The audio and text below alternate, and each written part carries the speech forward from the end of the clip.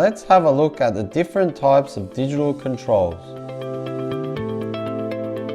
There are two types of digital controls, the dedicated light control and the full control. The full control features a proximity sensor.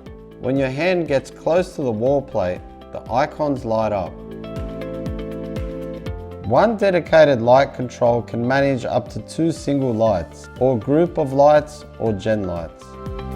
One full control can manage up to 3 functions, including lights on-off, dimming, other non-lighting loads, shutters or blinds, scenarios, group and general controls. As you can see on the screen, we also have a blank module that has only an aesthetical function. It does not have LEDs and there are no contacts at the back.